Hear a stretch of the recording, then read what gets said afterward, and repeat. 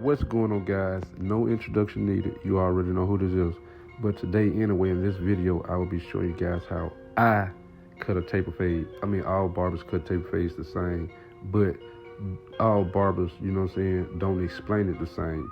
So I'm going to break it down step by step for you guys. And, you know what I'm saying, big shout out to my boy Dion for pulling up for this fresh haircut. So, yeah, let's just get into it. Alright, I know a lot of you guys out there are familiar with the Barber Pro trimmers, the Andy trimmers, and whatever trimmers you use to line up the client with. But we're not talking about the trimmers, I'm talking about the Barber Pro clippers. With that being said, I make my first initial guideline. Instead of using my trimmers, I use my clippers because, you know what I'm saying, the line is more softer to get out when you're going back to, you know what I'm saying, do light detail work. But if you stick around in this video long enough, you'll see what I mean. But I always start your haircut off neat because, you know what I'm saying, like I always say, you want to, you know, start it off neat to end it neat. But with that being said, man, you know what I'm saying, just make sure everything is clean. Then I go in with my foil shavers, you know what I'm saying, I'm just actually making that bottom part clean because, you know what I'm saying, that's where the fade actually starts at the bottom. The definition of a fade is to make something out of nothing. So let's just get into it and see what we can make happen. What you see me put in first with the Barber Pro was my first initial guideline, which is my primary line. The primary line is the base of the haircut. Now I'm putting in my secondary guideline to fade into my primary line because, you know what I'm saying, in between them two areas there, that's where you want to have the fade to be the most important at right there, because if you just really just look at it, everything is, you know what I'm saying, blending softly. That's what I was talking about. I always put my first initial guideline, which is my primary line, in first. Then I come back and put my secondary guideline in to follow up behind my primary guideline. If you don't understand what I'm saying, man, you know what I'm saying, just rewind the video and, you know what I'm saying, you'll see what I'm talking about. Let's get it. One more other thing, guys, I'm actually using the 3 clicks motion, which means, you know what I'm saying, I'm just using the first, second, and third notch. I'm not using no other notch. That's where I'm starting, you know what I'm saying, make the fade coming to tack with the first initial guideline, which is my primary line, and my secondary line. So I'm right there fading it right now. So let's just check it out.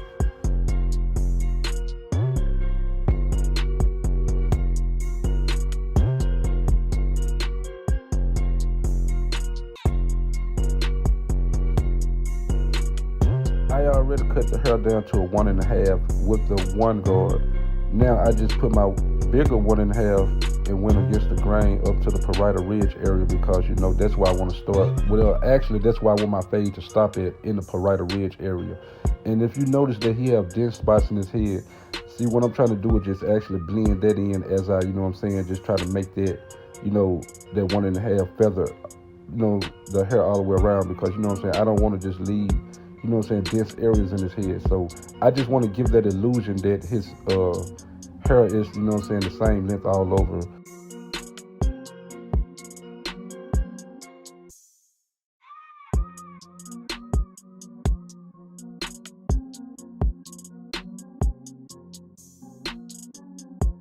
Then I fall back with that 1 open, cutting to that 1.5. Now the thing I'm doing right now is just actually, you know what I'm saying, just feathering that line out so I can come back with the next guard behind that one. But before you jump to conclusion and jump to the next guards and everything, make sure the guard that you're using, you know what I'm saying, just go ahead and just use that guard, because you try your best not to go back to that guard, because, you know what I'm saying, it'll be too much, you know what I'm saying. In other words, you'll be working against yourself, man. So just use what you got so you can have less time to go back to it. So right now I had the one on right now, and then I have it closed, and I'm actually like kind of like feathering that line out because I already know what guard I'm gonna come back behind with for the, you know what I'm saying, continue to fade, because, you know what I'm saying, I'm just doing the fade down process.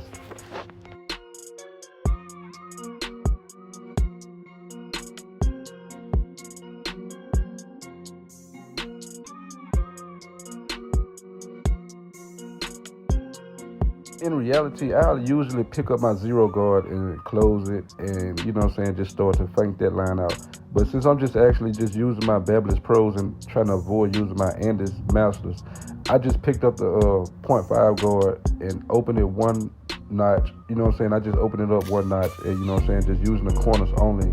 Just, you know what I'm saying, nitpick at the hair, because you know what I'm saying, I just want to feel the .5 guard more so than the 0 guard, because I'm actually not used to using the .5 guard. I'm used to using the purple magnetic 0 guard, because actually they are like really easier to blend with and take lines out with. But you know what I'm saying, each his own.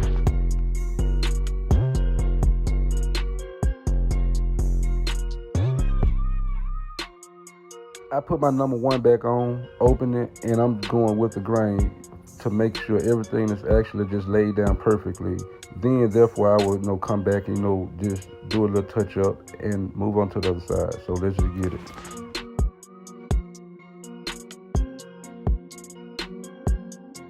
No guard, just straight blade detailing. I'm just actually using the corners, you know what I'm saying, so I can just nitpick where I missed out at with the .5 guard. Because you're going to always have to go a guard down to detail that previous guard. So, you know what I'm saying, just take that into heed, and, you know what I'm saying, everything will work out fast.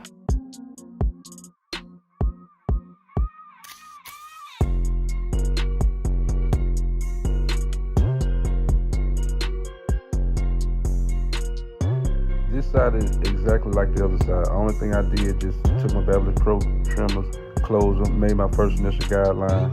Then I came back with the foil shavers to clean it up behind that.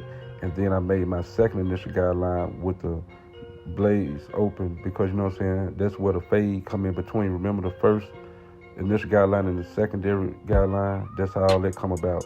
After that, I got my 1.5 guard, and I went up to the parietal ridge, because like I said at first, I want to clear that area out so I can come back with my number 1 open, which I have right now.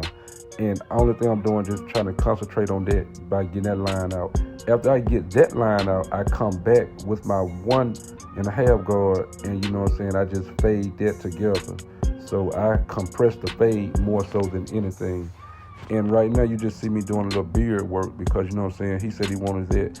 And for you guys that want me to do more beard work, just comment down below and say more beard work, because I usually just actually put a lot of haircuts on there, but I really don't put that beard, you know what I'm saying, that beard work in there. So just comment down below beard work, and I will give it to you. Now, this is my first time grabbing my Andes Master since I've been doing the whole tutorial, because you know what I'm saying, I was kind of missing my 0 purple magnetic guard.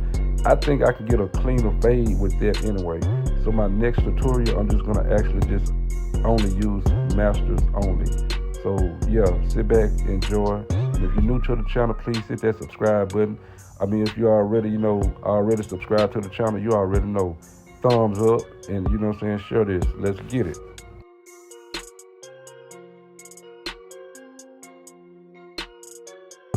The back tape is just the same as the sides, man, you know what I'm saying? But the difference with the back tape is you just actually have a wider area to work in. So yeah, I'm gonna come in with my Barber Pro closed, then I'm gonna open them to make my secondary guideline. And I'm gonna just do a little detail while I'm, you know what I'm saying, in between my secondary and my first primary guideline. Then I will come back with my 1.5 going all the way up underneath the occipital bone, because that's where I want my fade to stop at. Now, if you notice, he have a dark area in the back of his head. That's where his hair grows the thickest at. But you know what I'm saying, we're gonna soon lighten that up right there. Now I have my number 1 guard on open, just trying to lighten that little area between the 1.5 and the 1 open. And then I put my .5 guard on there too, you know what I'm saying, just feather that out. And basically that's the fade right there. I mean, the last thing you can actually do is just do detail, man. And that's the most important part of the haircut, detail.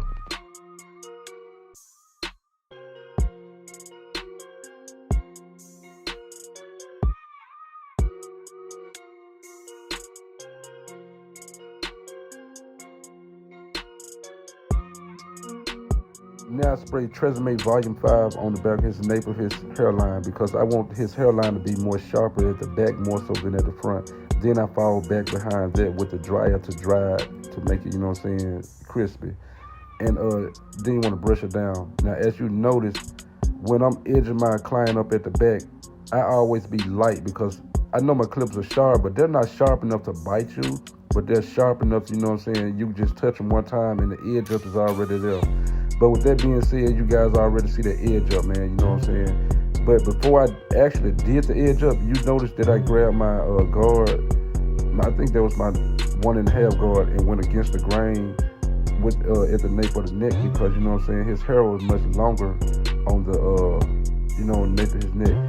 Then I started, you know what I'm saying, perform that magic work on his beard, because, you know, you always want to match the edge up from the nape of the neck with the beard. With that being said, what I'm saying, just, you know what I'm saying, make sure that hair is clear underneath his ear and at the nape of his edge up, his hairline at the back, because, you know what I'm saying, you want that to be perfect. Now we're about to get into this edge up. Now check this out. I want to just take my time, break it down, and let you guys know what I'm doing. All right, I grab my number 1 purple magnetic guard. I cut the hair at the top, make sure everything is even. Then after that, I brush it down, as you can see. Now when I get done brushing it down, I get the Tresemme holding spray again, spray it. Then I grab the blow dryer to blow it dry. All right, now I center my point. Now you see me just actually kind of I'm measuring his edge up. I'm not just putting the edge up in there all of a sudden. I'm just measuring, actually trying to find that foundation where I need to land it. Because an edge up is just like building a house, man. You got to lay that foundation to see how the house is going to end up when you get done building it. But you know what I'm saying? I'm just actually just prepping the edge up for an official edge up. Now you see where I grab his head at, I'm just actually tightening the skin up so I can just make sure his edge up pop in place, because sometimes them hairs be want to move and everything. But you know what I'm saying, like a professional barber like myself, man, you know what I'm saying, I always take my time, man. I was always told in school, Rome was not built in a day. So you know what I'm saying, that with that being said, man, you can't be in a rush to get done with work, man. Work take progress, you know what I'm saying, so take heed in what you do. But, you know, that's all I want to say. And, you know, with that being said, let's just enjoy the rest of this video.